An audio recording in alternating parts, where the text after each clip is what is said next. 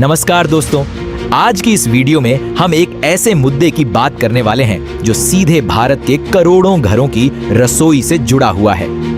पिछले कुछ दिनों में अंतर्राष्ट्रीय मीडिया में लगातार यह खबरें सामने आ रही हैं कि भारत में कुकिंग गैस यानी एलपीजी सिलेंडर की सप्लाई पर दबाव बढ़ता हुआ दिखाई दे रहा है। रिपोर्ट्स के मुताबिक मिडिल ईस्ट में चल रहे संघर्ष और खास तौर पर ईरान से जुड़े तनाव के कारण ऊर्जा सप्लाई चेन पर असर पड़ रहा है। कई अंतर्राष्ट्रीय रिपोर्ट्स में यह भी कहा जा रहा है कि इस संघर्ष का असर केवल एक देश पर नहीं बल्कि पूरे एशिया पर दिखाई दे सकता है। लेकिन भारत का मामला थोड़ा अलग है, क्योंकि भारत लंबे समय से एलपीजी यानी लिक्विफाइड पेट्रोलियम गैस के लिए काफी हद तक मिडिल ईस्ट के देशों पर निर्भर रहा है। जब समुद्री मार्गों में रुकावट आती है या तेल और गैस की सप्लाई प्रभावित होती है तो इसका असर सबसे पहले उन देशों पर दिखाई देता है जो बड़ी मात्रा में ऊर्जा आयात करते हैं। अभी जो स्थिति बन रही है उसमें कई जगहों से यह खबरें आ रही हैं कि एलपीजी सिलेंडर की उपलब्धता को लेकर लोगों को चिंता होने लगी है और कुछ शहरों में कीमतें भी ऊपर जाती हुई दिखाई दे रही हैं। उदाहरण के तौर पर कई रिपोर्ट्स में बताया गया है कि दिल्ली, मुंबई और बेंगलुरु जैसे बड़े शहरों में लोगों को सिलेंडर लेने के लिए ज्यादा पैसे देने पड़ रहे हैं और कुछ मामलों में ब्लैक मार्केट की भी चर्चा सामने आ रही है। अब यह देखना भी दिलचस्प होगा कि आप लोग अपने शहरों में क्या अनुभव कर रहे हैं, क्योंकि भारत बहुत बड़ा देश है और हर राज्य की स्थिति अलग हो सकती है। इसलिए अगर आप वीडियो देख रहे हैं तो कमेंट में जरूर बताइए कि आपके इलाके में एलपीजी सिलेंडर आसानी से मिल रहा है या नहीं, और अगर मिल रहा है तो किस कीमत पर मिल रहा है। यह जानकारी इसलिए भी महत्वपूर्ण है क्योंकि कई बार ग्राउंड रियलिटी और मीडिया रिपोर्ट्स में अंतर दिखाई देता है। अब अगर हम इस पूरे मामले को थोड़ा विस्तार से समझें तो हमें पता चलता है कि ऊर्जा सप्लाई का पूरा सिस्टम बहुत जटिल होता है। भारत में पेट्रोल और डीजल की स्थिति अभी अपेक्षाकृत स्थिर बनी हुई है, क्योंकि भारत ने पिछले कुछ वर्षों में अलग अलग देशों से तेल खरीदने की रणनीति अपनाई है। उदाहरण के तौर पर रशिया से बड़ी मात्रा में कच्चा तेल खरीदने की वजह से पेट्रोल और डीजल की कीमतों पर तुरंत असर नहीं पड़ा। लेकिन जब बात एलपीजी या एलएनजी जैसी गैसों की आती है तो स्थिति थोड़ी अलग हो जाती है। एलपीजी यानी लिक्विफाइड पेट्रोलियम गैस वही गैस है जो आमतौर पर घरों में कुकिंग के लिए सिलेंडर में इस्तेमाल होती है। इसके अलावा एक और महत्वपूर्ण गैस होती है एलएनजी यानी लिक्विफाइड नेचुरल गैस।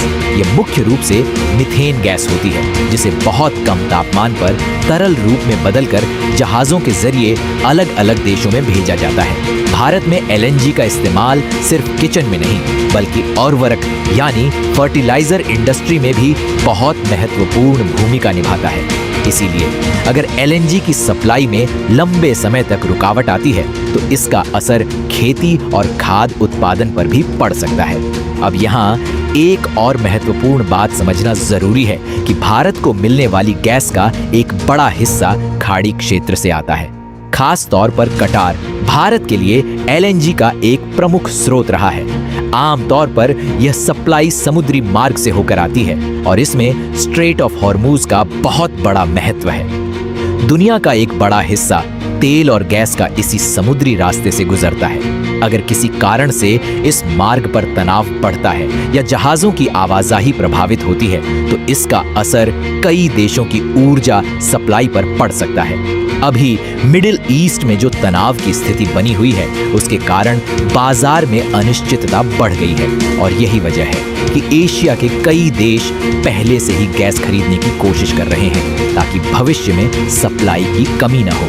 कुछ अंतर्राष्ट्रीय रिपोर्ट्स में यह भी बताया जा रहा है कि एशिया के कई देश जैसे चीन, थाईलैंड और दूसरे दक्षिण पूर्व एशियाई देश अभी से बड़े पैमाने पर गैस खरीद रहे हैं ताकि अगर आने वाले महीनों में संकट गहराता है तो उनके पास पर्याप्त भंडार मौजूद हो। इसी बीच चाइना ने भी अपनी ऊर्जा रणनीति में कुछ बदलाव किए हैं और कई पेट्रोलियम उत्पादों के निर्यात को सीमित करने की बात कही है ताकि घरेलू जरूरतों को प्राथमिकता दी जा सके। इसी तरह कुछ रिपोर्ट्स में यह भी कहा गया है कि बांग्लादेश में पहले से ही एलएनजी की कीमतों में तेजी देखी जा रही है और कुछ उद्योगों को उत्पादन कम करना पड़ा है। अब अगर हम इस पूरे संकट की बड़ी तस्वीर देखें तो यह केवल ऊर्जा की समस्या नहीं बल्कि वैश्विक राजनीति से जुड़ा हुआ मामला है। कई विश्लेषकों का मानना है कि अगर मिडिल ईस्ट में संघर्ष लंबा चलता है तो इसका असर केवल तेल और गैस तक सीमित नहीं रहेगा बल्कि वैश्विक महंगाई, सप्लाई चेन और आर्थिक विकास दर पर भी पड़ सकता है। इसी वजह से दुनिया भर के बाजार और सरकारें इस स्थिति पर लगातार नजर बनाए हुए हैं। दिलचस्प बात यह भी है कि अमेरिका में हुए कुछ सर्वेक्षणों में लोगों से पूछा गया कि उन्हें इस संघर्ष की अवधि कितनी लंबी लगती है। कई लोगों का मानना है कि यह संकट जल्दी खत्म नहीं होगा और आने वाले महीनों तक इसका असर दिखाई दे सकता है। हालांकि उम्मीद की बात यह है कि भारत सरकार और ऊर्जा कंपनियां इस स्थिति से निपटने के लिए अलग अलग विकल्पों पर काम कर रही हैं। उत्पादन बढ़ाने, नए सप्लाई स्रोत खोजने और ऊर्जा भंडारण को मजबूत करने जैसे कदमों पर भी चर्चा हो रही है ताकि अगर सप्लाई में रुकावट आती है तो उसका असर आम लोगों पर कम से कम पड़े। लेकिन फिलहाल सबसे महत्वपूर्ण सवाल यही है कि जमीन पर वास्तविक स्थिति क्या है और लोग अपने शहरों में क्या अनुभव कर रहे हैं। इसीलिए मैं आप सभी से जानना चाहूंगा कि आपके शहर या गांव में कुकिंग गैस की उपलब्धता कैसी है। क्या आपको सिलेंडर आसानी से मिल रहा है या आपको इंतजार करना पड़ रहा है? क्या कीमतों में कोई बदलाव दिखाई दे रहा है?